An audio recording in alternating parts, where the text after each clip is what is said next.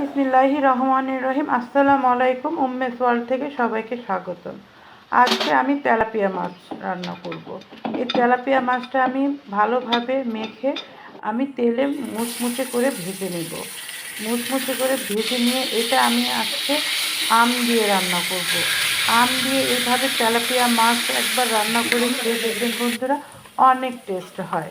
আমি এখানে সব রকম মশলা দিয়ে এটা কষিয়ে নেব। খুবই সিম্পল রান্না, কিন্তু খেতে কিন্তু অসম্ভব মজা হয়।